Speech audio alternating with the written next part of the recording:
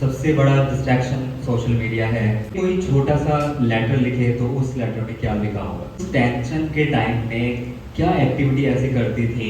Teachers were so supportive, तो अब थोड़ा सा कॉन्फिडेंट हो गए और अपने सपने ना बताओ मत किसी को। Target for a moon, if you miss you make it a star. Heroes हमारे पेरेंट्स हैं, पता है।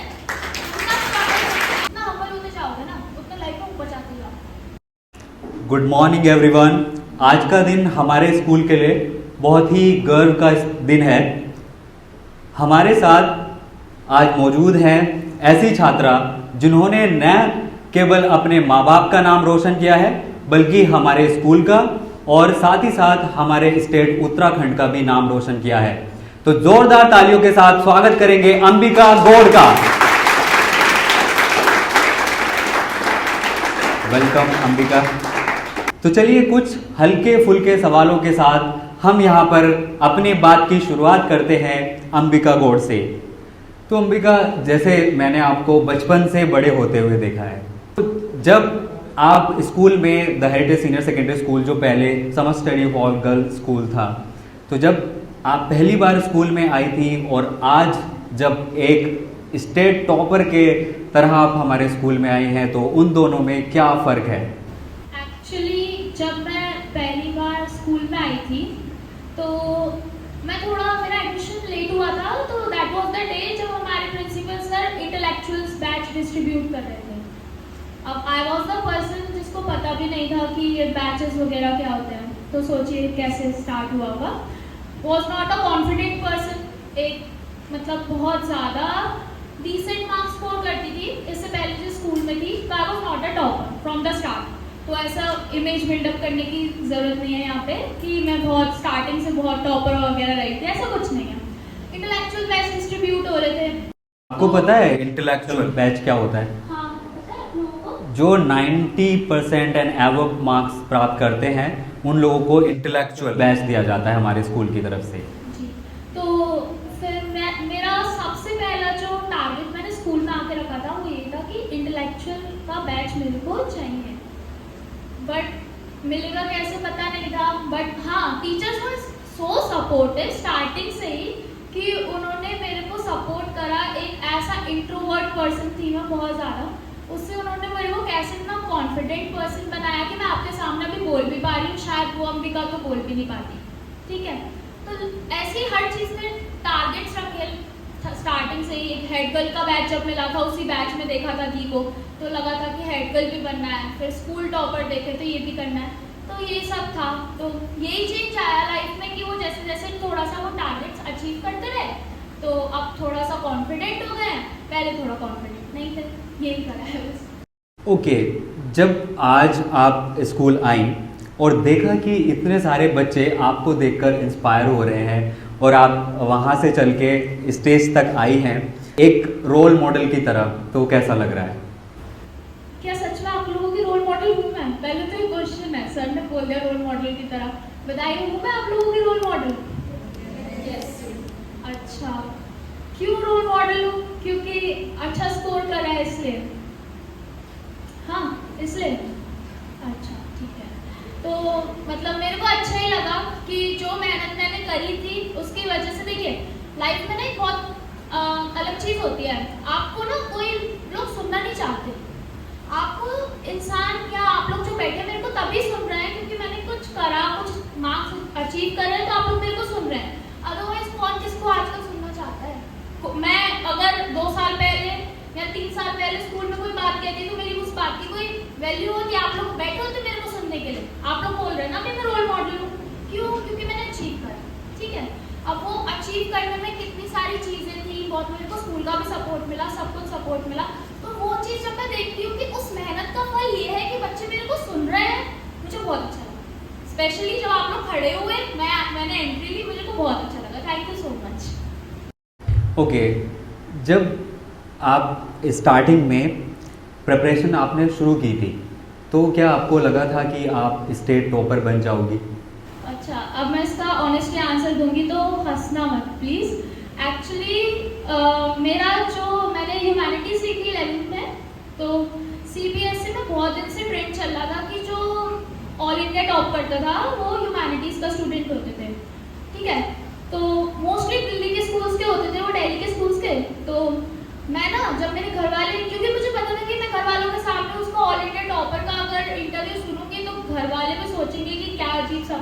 के। मतलब वही है ना, कोई नहीं मानता कि यहाँ से कोई निकल के आएगा और उत्तराखंड टॉप कर देगा या फिर ऐसा कुछ है।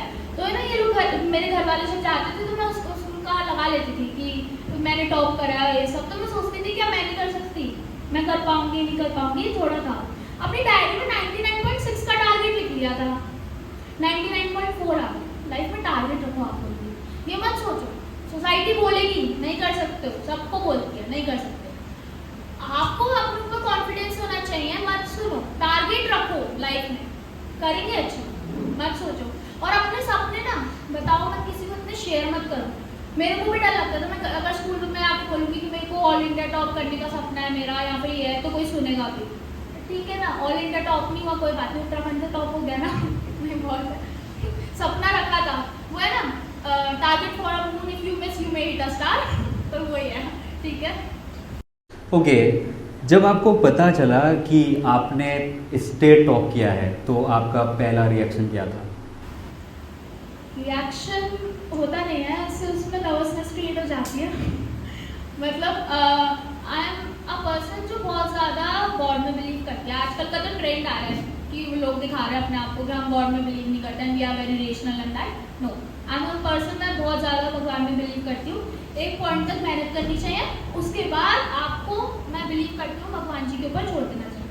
मैंने मेहनत करी, फिर उसके बाद मुझे लगा हाँ मेरी मेहनत का फल मेरे को मिला। बट आई विल ऑनेस्टली से कि I was very nervous, but ठीक है क्योंकि मेरी लाइफ में आगे के बहुत ज़्यादा टारगेट्स हैं, तो ज़्यादा खुशी मनाने का भी समय नहीं मिला तो ये है। और आपका रिजल्ट देखने के बाद सबसे पहला इंसान कौन था जिसे आप ये बताना चाहती थी? मम्मी तो मेरे साथ ही थी जब रिजल्ट आया, तो क्योंकि मैं बहुत हम्बल बैकग्राउंड से आती हूँ। आई वुड से कि मैं बहुत ज़्यादा अच्छे बैकग्राउंड से आती हूँ या फिर बहुत ज़्यादा फाइनेंशियली स्ट्रॉन्ग हो गया, ऐसा कुछ नहीं। बहुत हम्बल बैकग्राउंड से आते हैं, जैसे आप लोग हैं वैसे हम लोग घर में मम्मी के साथ काम करवाती थी इस समय, ठीक है। हाथ भी गीले थे, रिजल्ट खुल नहीं रहा था मेरा तो फिर हाथ भी गीले थे, रिजल्ट नहीं खुल रहा था।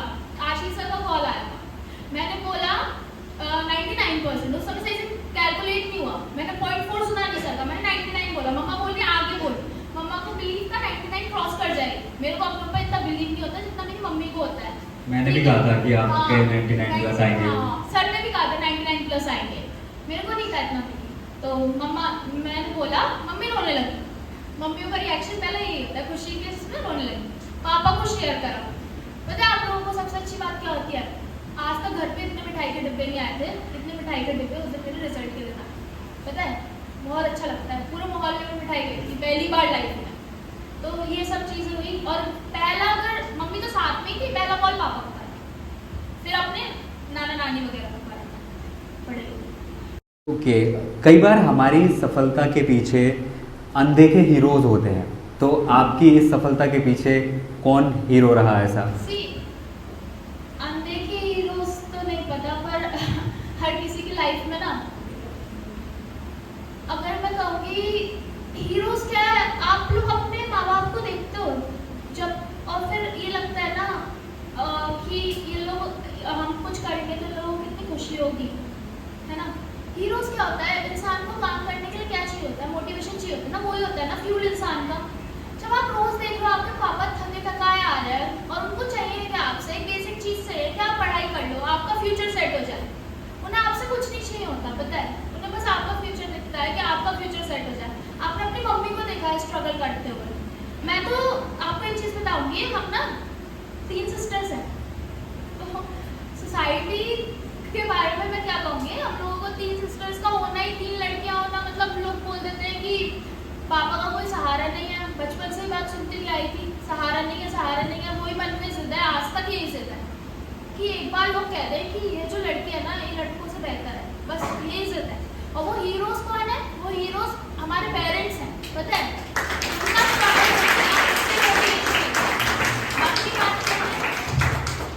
बाकी बात करें, देखिए टीचर्स होते हैं, मैं बता रही हूँ, मेरे इकोनॉमिक्स जिन्होंने पढ़ाया था, उन्होंने फर्स्ट में मेरे से आके बोला था कि तुमसे मैं 100 एक्सपेक्ट करता हूँ, कैसे करोगे तुम्हें पता है।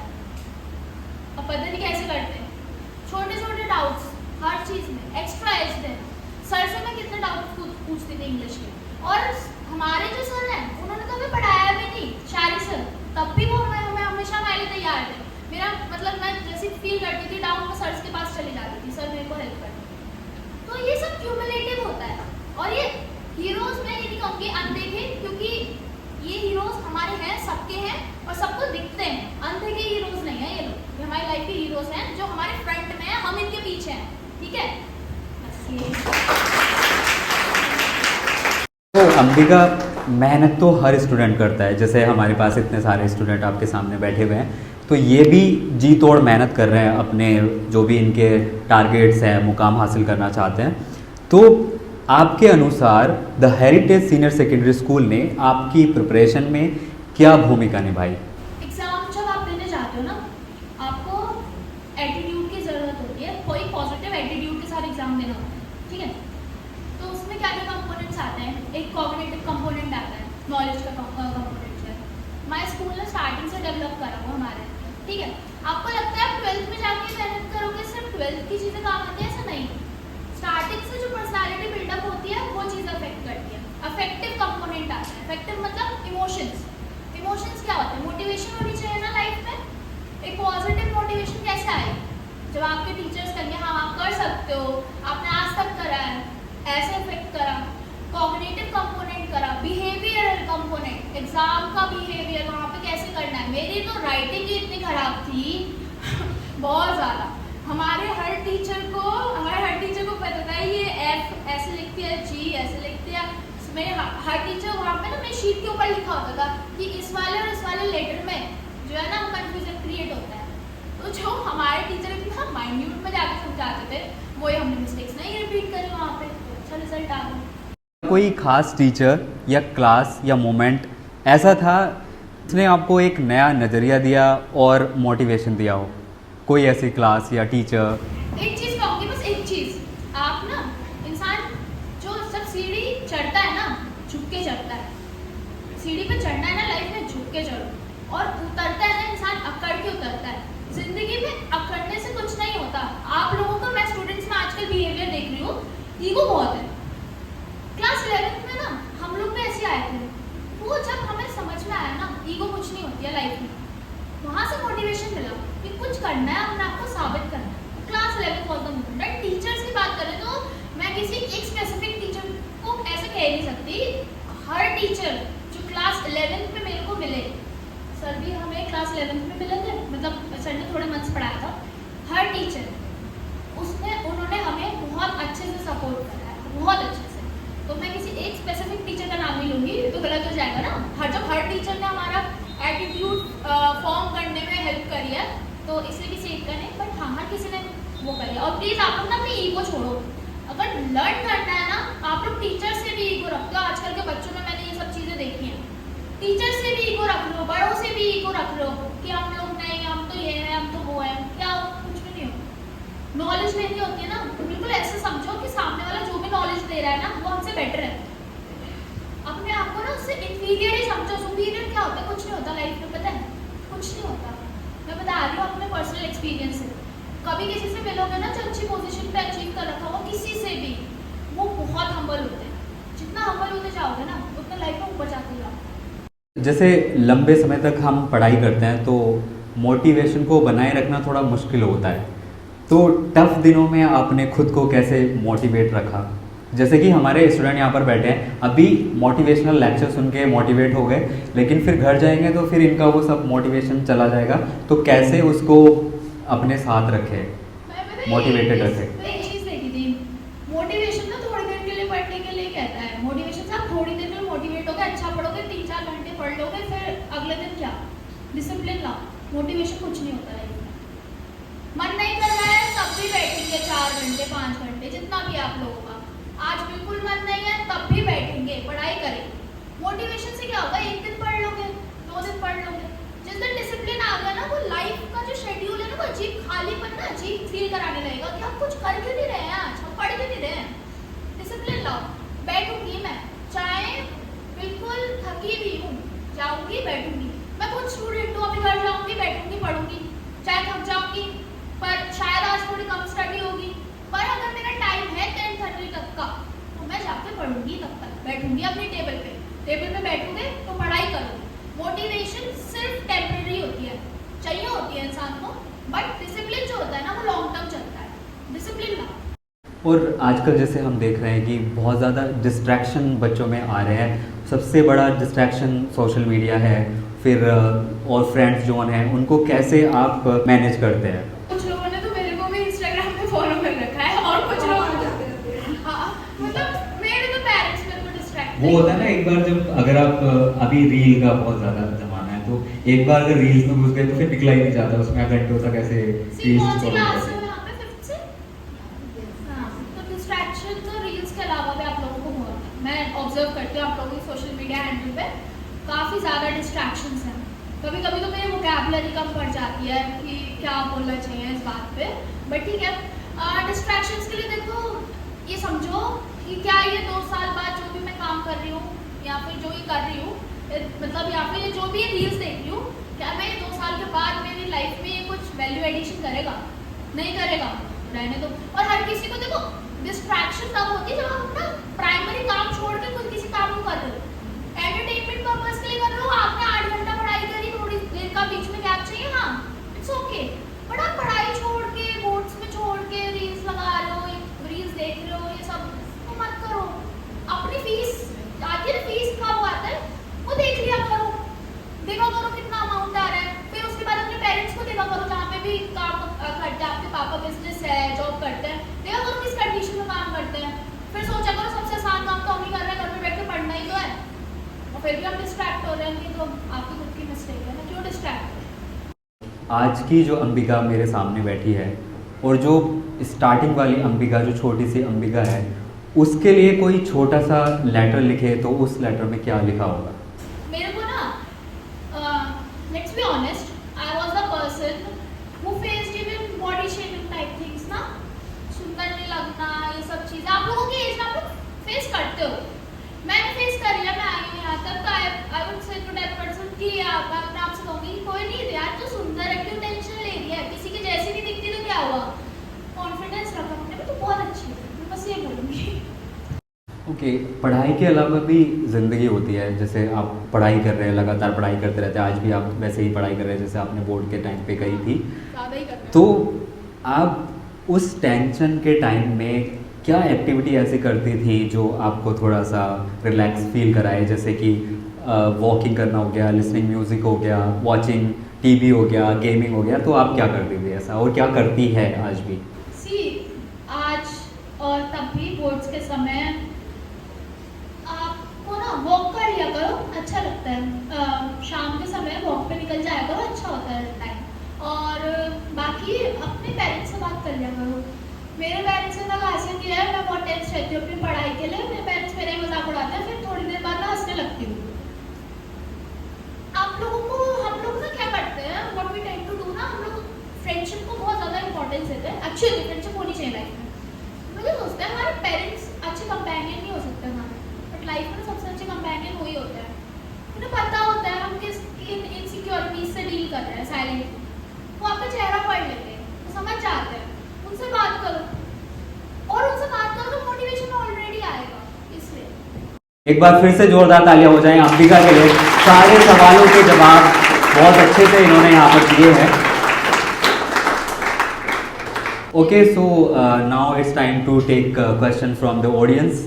तो if you guys have any question so you can ask. Okay,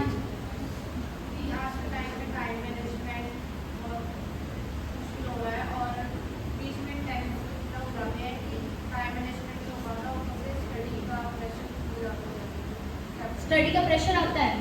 कभी कभी जब ज़्यादा टेंशन हो जाती है तो टाइम मैनेजमेंट नहीं हो पाता, और रात को भी सोचते हैं कि आज कुछ नहीं किया। अगर आप ये सोच रहे हो तो आप सीरियस स्टूडेंट हो। रात को कि कुछ नहीं किया, ये इंसान कोई सोचता है, पढ़ने के बाद भी ये सोच रहा है कि कुछ नहीं किया, तो आप सीरियस स्टूडेंट हो। हम लोग क्या करते हैं ना, हम लोग टेस्ट के समय रश करते हैं। हम लोगों को क्या करना चाहिए, स्टार्टिंग से ही एक शेड्यूल बना लो कि इस सब्जेक्ट को इतना इतना देना है, और हर सब्जेक्ट की डिमांड अलग होती है, ठीक है। जैसे कि आपके अगर मैथ्स वीक है तो आपको मैथ्स को ज़्यादा टाइम देना पड़ेगा। पहली बात तो अपनी स्ट्रेंथ और वीकनेस को भी समझोगे, उसको समझा, टाइम टेबल बनाया, और फिर टेस्ट के समय रश करने की जरूरत नहीं पड़ेगी आपको। Any other question? Okay, stand up. So, as you told us, you always set a target since the childhood. आप हमेशा उस टारगेट चेज करते हो काम करना है। So, So what's your next target? Okay, he is asking that आपका next target क्या है, क्योंकि आपने हमेशा से ही टारगेट सेट करके रखे हैं बचपन से, तो अभी आपका नेक्स्ट टारगेट क्या है? Currently, I'm doing my graduation and it's to have a gold medal. तो ये है और I'm really seriously chasing it. और फिर उसके बाद is to become an IAS officer. और फिर आऊँगा आप लोगों के पास, फिर आप क्वेश्चन पूछो. यही है next. Now she is studying in Kumaon university and उसने हर सेमेस्टर में टॉप किया है, यूनिवर्सिटी टॉप किया है। Okay, anyone else? Yeah. What do you think is harder, becoming a topper or remaining in the position once you get it? देखो, once you become a topper, आपके पास कोई way back नहीं होता, ठीक है? Once you are topper, आपको कुछ करना ही पड़ेगा, अदरवाइज लोग कह देंगे जो एक बार टॉप करा वो लक था, और ये सीरियस बात है। और इसलिए आप अगर टॉपर एक बार बन जाओ ना, तो वो बेंचमार्क्स आपके लिए भी खुद के लिए होता है, तो फिर तो उसको कोई वे बैक है ही नहीं। तो आप टॉपर बन गए तो आपको उसको मेंटेन करना ही है। और हार्ड तो देखो कुछ भी नहीं होता, पढ़ाई तो इजी होती है, और लोग जो काम कर रहे होते हैं ना, हमारे फादर मदर जो काम कर रहे होते हैं वो ज़्यादा हार्ड होता है, घर पे बैठ के पढ़ना तो ईजी है। Okay, any other question? हाँ जी। Did you completely stay away from social media during your preparation? सी मतलब बच्चे होते हैं ना, काफ़ी आर्ट्स पढ़ते हैं, ऐसा होता है ना, बहुत ज़्यादा आर्ट्स पढ़ते हैं, टॉपर्स से कि बहुत ज़्यादा आर्ट्स पढ़ा है, ऐसा कुछ नहीं है। फोकस रह के पढ़ो, पढ़ लिए, उसके बाद जो खाली टाइम है वो आपका है। अब आप उसमें सोशल मीडिया चलाओ, कुछ भी चलाओ, बट उसको ना ऐसे यूज़ करो, मतलब आई वुड से कि वो आपकी पढ़ाई में आपको थोड़ा सा हेल्प करे। जैसे कि मैं क्या करती थी ड्यूरिंग माई बोर्ड्स, मैं क्या करती थी कि टॉपर्स जो टॉप होती है ना उनकी CBSE टॉपर्स की, वो देख लेती थी, तो उससे मोटिवेशन भी बना रहता था, अप्रोच पता चलती रहती थी। तो ये सब करो, और सोशल मीडिया को ना अपने जो आपको हेल्प करे इस तरीके से यूज़ करो। मैं कम्प्लीटली कट ऑफ कभी भी नहीं कर पाती हूँ सोशल मीडिया से, ऐसा कभी नहीं करती कि मैं कम्प्लीटली कट ऑफ कर दिया, ऐसा नहीं। Okay, next question. Okay. During your whole school journey, did you ever consider yourself an average student? Because eventually you end up getting a very presentable grade. So how was it? मैंने अपने आप को कभी topper feel करा ही नहीं, ना मैं अभी प्रेजेंट में करती हूँ। पता है मेरे साथ तो उल्टा होता है, अगर आप मतलब मैं कॉलेज वगैरह भी जाती हूँ, कॉलेज में भी when we get to know कि इसके इतने मार्क्स आया और ये है, तो देर से कि आप टॉपर नहीं लगते हो। टॉपर आप दुनिया के लोग अपने आप के लिए टॉपर थोड़ी हो, और एवरेज स्टूडेंट ही होता है हर इंसान, अपने आप को एवरेज स्टूडेंट ही समझो। और आपको क्वेश्चन अगर आप मेरे से पूछना चाह रहे हो कि हमेशा से फर्स्ट आने वाले ऐसा कभी नहीं। मेरे को सर ने पढ़ाया, सारे सर ने पढ़ाया, I was not a very good student. Till 9th class I was a student जो टॉप 3 में आती थी, टॉप 3 तक था। 10th, 11th, 12th I was able to only get first position in the class. Any other question? Please. If you have a time machine, what's one thing you would change about your profession? I won't change anything. मतलब मैं जितना कर सकती थी मैंने and तक उतना करा। Any other question? Yes. We'll back to you. Was becoming a topper really your goal, or did it just happen as a result of consistency? It was my goal because I wrote in my diary कि I want 99.6% ना, and मैं बता रही हूँ, मैं देख रही थी उस पर, but after giving exams I was not confident enough कि इतना अच्छा रिजल्ट आ जाएगा, तो वो कंसिस्टेंसी का रिजल्ट था, ठीक है। After exam I was not sure, but before giving exam that was my motivation कि मेरे को टॉपर करना। Okay. Any other? Do you prefer group study or studying alone? Studying alone, group में study नहीं होती, मतलब आप कुछ बोलोगे आपका फ्रेंड कुछ और बोलेगा, फ्रेंड्स के साथ होते हो तो फ्रेंड जोन में ही होते हो। आपने कहा कि आप एक एवरेज स्टूडेंट थे, तो आपने इस चीज़ को कैसे कम बैक किया? कैसे कम बैक किया? कम बैक किया?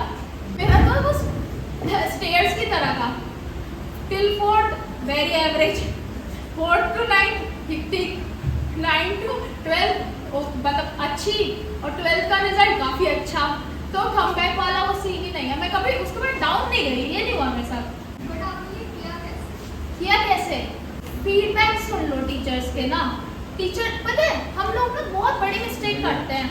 हम लोग और जो चीज़ें होती है ना, हम लोग ये सोचते हैं कि जो यूट्यूब के टीचर्स हैं हम उनको सुनेंगे, वो बताएंगे।